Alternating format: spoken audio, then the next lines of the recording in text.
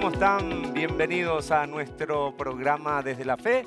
Buenos días, Baisha Papeimé. Esperemos que estén muy bien por la gracia de Dios. Y como todos los domingos a través de GEM nos encontramos para compartir muy buenas noticias, testimonios, y la buena noticia por excelencia es la palabra de Dios.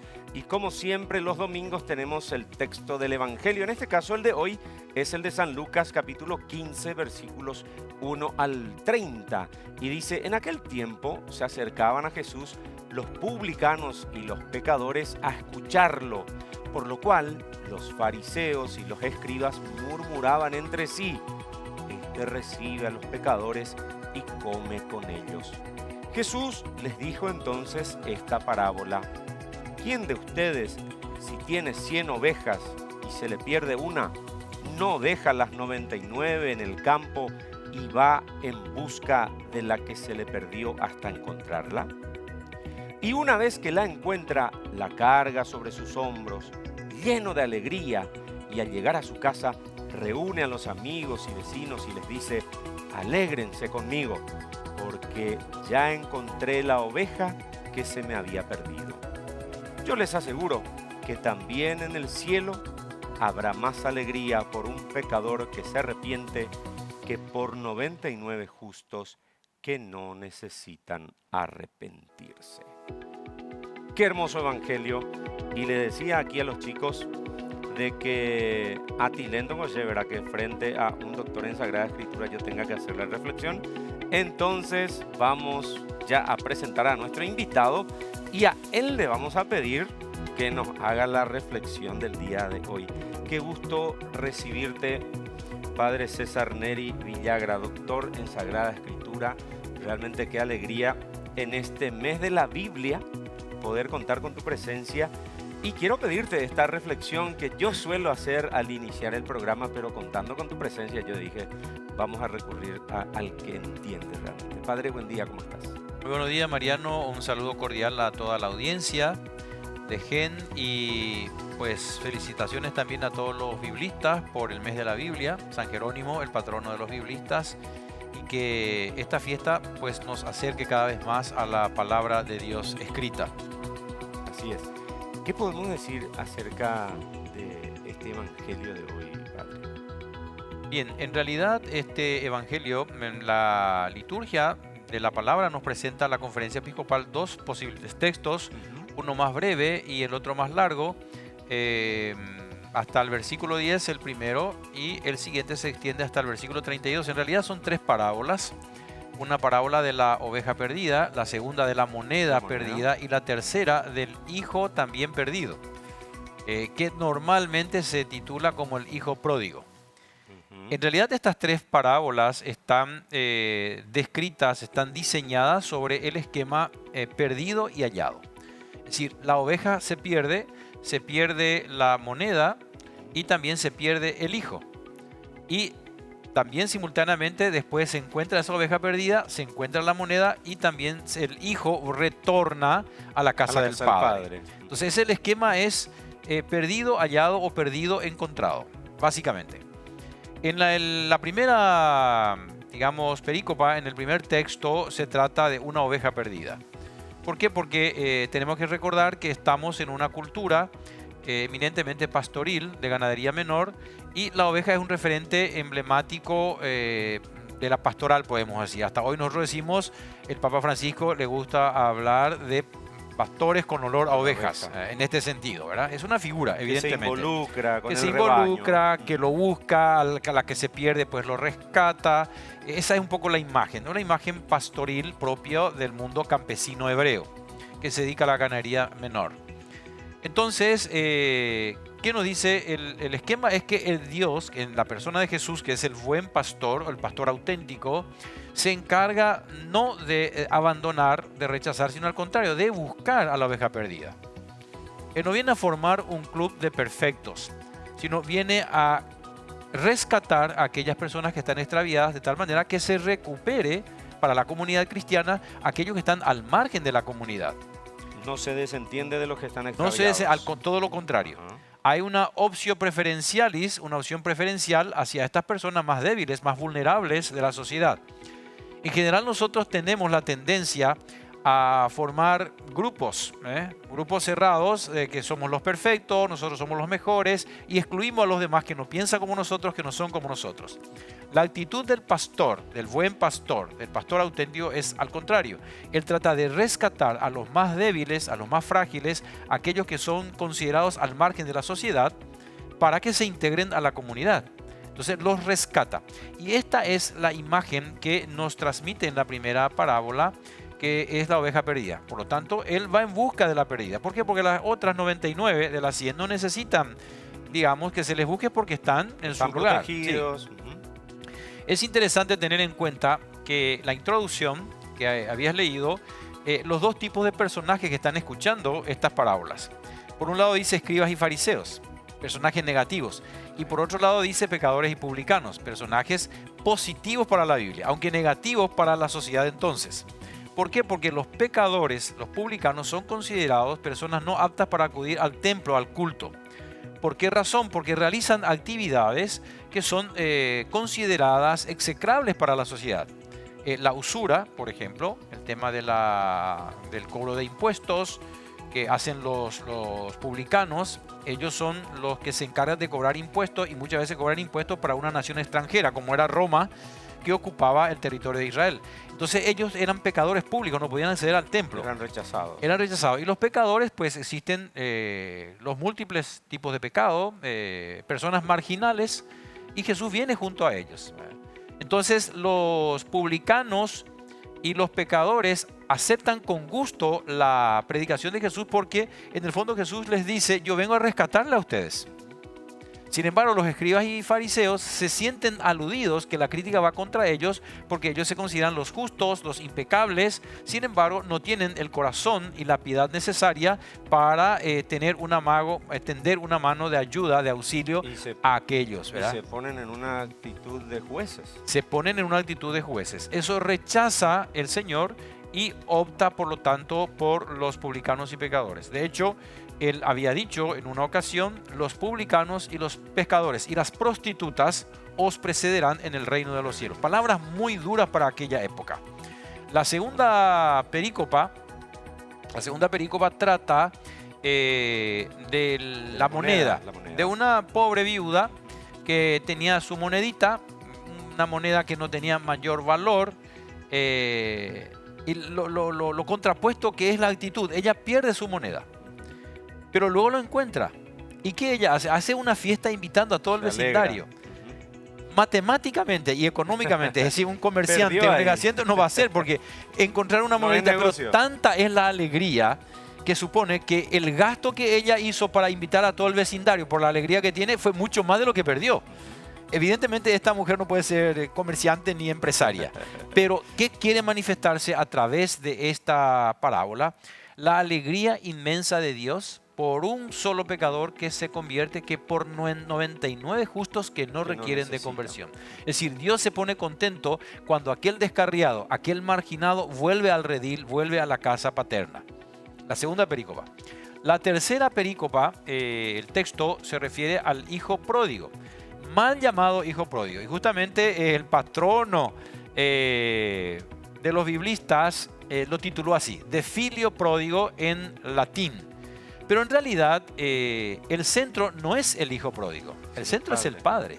Porque yo diría más bien la parábola del padre de la misericordia, del padre de la alegría. Porque al final, cuando el hijo mayor protesta porque se le da una fiesta al hijo que malgastó el dinero de su padre en prostitutas y en un vivir, digamos, liviano. Siendo que él siempre estuvo con su padre. Siempre estuvo con su padre y reclama. Sí. Y el padre, ¿qué le dice? Entra a compartir. Es tu hermano que estuvo muerto y ha vuelto a la vida. Se ha perdido, lo hemos encontrado. Es motivo de alegría.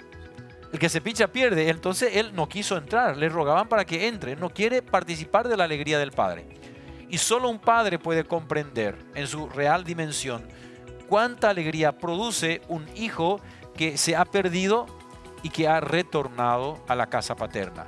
El otro lo critica porque no ha cumplido las normas establecidas. Por eso que el hermano que está siempre con el padre representa al cumplidor, al fariseo, al hipócrita, a aquel que cumpla las normas y por eso se cree perfecto. Sin embargo, el otro es el pecador, pero que retorna a la casa del Padre, se convierte, arrepentido, claro, hace todo un proceso penitencial, ¿no es cierto? El Papa Juan Pablo II, para la reconciliación y penitencia, si no me equivoco, sigue el esquema del hijo pródigo, es decir, del hijo que regresa a la casa del Padre. Pero en realidad hay que decir también acá que el amor del Padre es para los dos hijos. Porque podríamos también titular esta parábola El Padre y sus dos hijos. Porque comienza con el primero, es decir, el mayor y el menor. Y para los dos tiene gestos de cariño, de amor y de reconciliación. Los trata por igual. Los trata por igual. Le dice al mayor, le dice, tú siempre estás conmigo, todo lo mío es tuyo. Yo te invito a que participe de la fiesta, tú eres mi hijo y también él es mi hijo, él es tu hermano. Y el otro tiene una actitud de desprecio. Ese hijo tuyo, ese adjetivo demostrativo ese es peyorativo, de sentido de decir, ese hijo tuyo. Sin embargo, el padre le corrige suave y sutilmente, como hace un padre con pedagogía, y le dice, este hermano tuyo. Indica, este indica cercanía, el ese indica lejanía. Sí, y y un rechazo, evidentemente. Entonces, ¿cuál es el mensaje de fondo? De que el Padre, y por lo tanto Jesús, que viene en nombre de Dios, del Padre, viene a rescatar lo que estaba perdido. De que todos tenemos esperanza, que la conversión es posible porque Dios nos ama aún siendo pecadores y que nos ofrece la vía de la salvación. ¿Cuál es el requisito? Retornar a la casa del Padre, experimentar un proceso de conversión y de nuevo, digamos, insertarnos en la comunidad de la familia de Dios. Correcto. Bien, Padre, nos queda un minutito en este bloque para decir por qué estamos celebrando en el mes de septiembre el mes de la Biblia. ¿Por qué la Iglesia dedica este tiempo especial? Se consagra todo un mes que termina con el aniversario del fallecimiento de San Jerónimo, que falleció un 30 de septiembre hacia el año 400, siglo V más o menos de la era cristiana, el gran fundador, o mejor dicho, el padre de los biblistas. ¿Por qué? Porque él fue el gran traductor de las Sagradas Escrituras, que como sabemos están en los originales hebreo y arameo, Antiguo Testamento, y griego en el Nuevo Testamento. Hay otras versiones también, pero él fue el primero que tradujo estos textos al latín, que conocemos como la Vulgata, para ser asequible, digamos, a la gente, porque el pueblo hablaba en latín en esa época. Entonces este texto se llama Vulgata, vulgo, justo para que la gente tenga acceso. Para eso el Papa San Dámaso lo mandó, algunos dicen que tenía mal carácter, y entonces el Papa le dijo, bueno, andate a Jerusalén y dedícate a traducir la Biblia, porque se peleaba con los cardenales, con esto, tenía un carácter, pero era un santo hombre. Entonces él se fue a Jerusalén, murió allá, murió en Israel, y tradujo todo el texto del Antiguo y del Nuevo Testamento, del hebreo, del arameo y del griego al latín. Por eso él es el gran padre de los escrituristas. Entonces San Jerónimo es el que nos ha facilitado el acceso a una lengua, digamos, occidental, que es el latín, a las Sagradas Escrituras. Y luego del latín al resto de y luego del latín, la primera traducción lo va a hacer después Lutero al alemán. Sí. Muy bien. Bueno, nos vamos a la pausa. Estamos en compañía del padre César Neri Villagra, doctor en Sagrada Escritura, y vamos a seguir hablando de la Sagrada Escritura. ¿Cómo interpretar la Biblia, por ejemplo? Es una pregunta que tenemos para el Padre. Lo hacemos a la vuelta de la pausa.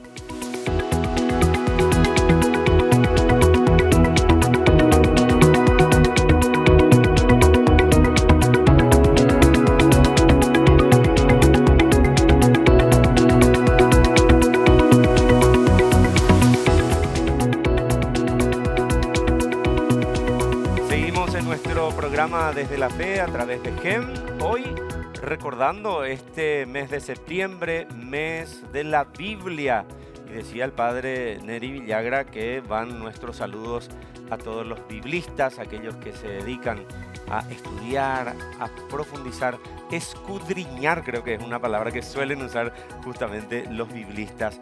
Padre César Neri, al ir a la pausa decíamos de que queremos hablar un poco de cómo interpretar la Biblia, porque a veces la gente cree que hay que interpretar cada uno a su manera. Sin embargo, la Iglesia tiene, digamos, una escuela de formación, podemos decir de alguna manera, de cómo seguir y cómo interpretar la Sagrada Escritura. Comienzo diciendo, Mariano, de que la Biblia no se puede interpretar de cualquier manera, ni cada uno puede interpretar como quiere. ¿Por qué? Porque hay condicionamientos fundamentales.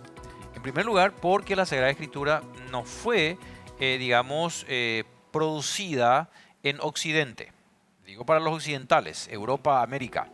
Fue producido en el cercano Oriente Antiguo. Estamos hablando de lo que hoy es Israel, Palestina. Y por lo tanto, la mentalidad semítica. Otra mentalidad, otra cultura, otra lengua, con unos 3.000 a 2.000 años de antigüedad, comenzando el Antiguo y el Nuevo Testamento, y con una mentalidad totalmente diferente. Por eso, para una correcta comprensión, en primer lugar, es necesario entender la mentalidad semítica, la mentalidad oriental. Monseñor Neófitos Edelvi, obispo oriental de Edesa, ha sido un factor fundamental para este documento del Magisterio de la Iglesia, la Dei Verbum, en el Concilio Vaticano II. Porque la estructura y la base de este documento, que es una constitución dogmática, son los 5 principios de Monseñor Neófitos Edelvi. Porque él había dicho en el Concilio Vaticano II que el gran problema de los occidentales es la dualidad. Nosotros separamos todas las cosas, es decir, cielo, tierra, hombre, mujer, etc. Sin embargo, la visión semítica de la realidad es unitaria. Cielo y tierra, hombre y mujer, árbol del bien y árbol del mal. Es decir, se mencionan los extremos para indicar el todo. Es holístico en este sentido, es otra mentalidad. En el occidente el dualismo entró tanto que afecta incluso a la ciencia. Concepto dualista, de separar las realidades y las cosas. En la mentalidad oriental no es así, sucede lo contrario. Entonces yo necesito conocer estas categorías. Estas categorías fueron expresadas en los 5 famosos principios de Monseñor Neófitos Edelvi, que está en la base, como te decía, de la Constitución dogmática Dei Verbum. Y más adelante el Papa Benedicto XVI sacó también otro documento a los 50 años de la Dei Verbum, Verbum Domini, ¿verdad? Entonces esos son los documentos magisteriales que rigen actualmente. Hay todos unos documentos, evidentemente, en el Inquiridium bíblico que tienen que ver con la interpretación de la Biblia. El Divino Aflante Espíritu, por ejemplo, de Papa Pío XII, si no me equivoco, y otros documentos. Pero estamos hablando de los documentos recientes, digamos. Ahora, ¿cuáles son estos principios rectores de la interpretación bíblica? En primer lugar, no se puede separar la misión del Espíritu Santo de la palabra hecha carne. Es decir, toda la historia bíblica, la palabra de Dios tiende a hacerse carne. Y por eso la Eucaristía, es la concreción de esa palabra hecha carne. Palabra anunciada en la liturgia de la palabra que se hace hecho, por lo tanto, carne y sangre en el sacrificio eucarístico. Este es mi cuerpo. Esto es mi cuerpo, así mismo es. No se puede separar, por lo tanto, la misión del Espíritu Santo de la misión de la palabra hecha carne. Primer principio. Un esquema perfecto para entender esto, los discípulos de Emaús. ¿Por qué? Porque ellos reciben la explicación de la palabra a través del camino, Jesús, llegan y celebran la Eucaristía, ahí le reconocen al partir el pan. Entonces no se separa, evidentemente, la emisión del Espíritu Santo y la misión de la palabra hecha carne. ¿Acaso no nos ardía el corazón mientras nos leía la palabra de la Sagrada Escritura? Dice, así mismo. Segundo principio, evidentemente toda la Sagrada Escritura tiende a hacerse Eucaristía. ¿Cómo se realiza esta Eucaristía? Y se realiza por la epíclesis, es decir, por la imposición de la mano. Dios no habla una cuestión teórica, sino que habla algo para que se haya concreto. Realidad. Y la Eucaristía no es simplemente un acto ritual sacrificial, sino que es un acto, es una realidad, histórica. Memorial. Es un memorial de la pasión y muerte de Jesús. Es decir, no es un sacrificio ritual, es un sacrificio existencial, porque Él murió en la cruz. ¿Y qué significa esto? Que el celebrante y todos los que participan también están llamados a dar su vida como testimonio martirial por Jesús. La historia de la humanidad, la historia de la Iglesia son también un misterio que hay que revelar. Es decir, misterio, ¿qué significa? Que la realidad se revela pero al mismo tiempo se esconde. No se puede conocer todo. Y esto hace a la riqueza de las Sagradas Escrituras, que tiene una profundidad insondable. Básicamente estos se refieren a los principios generales que hay que tener en cuenta. Pero después tenemos que también considerar los métodos de interpretación, digamos ya más concretamente, los métodos que nos ayudan a interpretar más correctamente las Sagradas Escrituras. Y los métodos no pueden contradecir el contenido. También la Iglesia tiene la Pontificia Comisión Bíblica, que ha presentado estos métodos interpretativos. Estamos hablando del método histórico-crítico, del método sincrónico, diacrónico del histórico-crítico, del método pragmalingüístico, tenemos el método narrativo, el método literario, el método semiótico, es decir, una serie de métodos que nos ayuda, digamos, como unos esquemas que nos ayuda a, digamos, interpretar correctamente la Biblia. Apocalipsis, por ejemplo. Necesito sí o sí conocer todo el criterio de la simbología, de la gematría, del cálculo numérico que hay ahí. Necesito conocer también la sabiduría, porque hay textos en clave sapiencial. El que es inteligente, el que es sabio, que calcule la cifra de la bestia, que es 666. Se invita a un cálculo. Por lo tanto, un esfuerzo mental, que significa sabiduría, de tal manera que podamos desentrañar qué es lo que significa. Es decir, hay elementos en la misma Sagrada Escritura. Las cartas paulinas, la retórica. Pablo habla con un esquema retórico clarísimo que toma del mundo griego y al mismo tiempo toma del mundo semítico hebreo. Por ejemplo, en sus discursos uno va a encontrar la proposición, es decir, la propuesta, la captación benevolencia antes, la proposición, después la argumentación, es decir, la argumentación de lo que se propone, luego una eventual contraposición, luego la refutación de la contraposición, luego una peroratio y finalmente una conclusión. Ese esquema sigue Pablo en sus escritos. ¿Por qué? Porque él se forma en la retórica griega en Tarso y al mismo tiempo se forma en la retórica rabínica con Gamaliel en Jerusalén. El método hebreo de la Gerasá Shabbat, que es un estudio intertextual de la Biblia, un texto ayuda a otro texto a iluminarse recíprocamente, se complementa para interpretarse. Justamente te iba a preguntar eso, padre. A veces la gente te dice, a mí me gusta más leer el Nuevo Testamento porque entendés, te dice, porque cuesta leer mucho el Antiguo. Sin embargo, se complementan perfectamente, padre. Sí, y yo diría incluso es que depende. Es decir, el background, la base cultural del Nuevo Testamento es el Antiguo Testamento. Yo no puedo prescindir del Antiguo Testamento. Exacto. Si yo quiero interpretar, por ejemplo, en Marcos nomás al inicio, cuando se anuncia el Evangelio, nos dice que una voz clamante en el desierto, como decía el profeta Isaías. ¿Qué significa esto? Me tengo que remitir a Isaías. Me tengo que remitir al texto que forma la base cultural de esto que me dice al principio. A veces me remite a los textos sapienciales, a los textos legislativos, a los textos proféticos o a los textos apocalípticos. Apocalipsis, por ejemplo, que es mi gran tema, el tema que hice en mi tesis doctoral, se remite a Daniel, se remite a Joel, se remite a Ezequiel. Por tanto, yo tengo que conocer estos textos, estos autores, que es todo en arameo, para entender cómo el autor del Apocalipsis ha tomado estos textos y cómo lo ha replanteado en clave cristiana. Y así ocurre con todos los textos. Tiene una dependencia del Antiguo Testamento. Entonces el Antiguo Testamento no solamente se compagina con el Nuevo, sino que es la base que me permite comprender a cabalidad el Nuevo Testamento. No se puede prescindir. Exacto.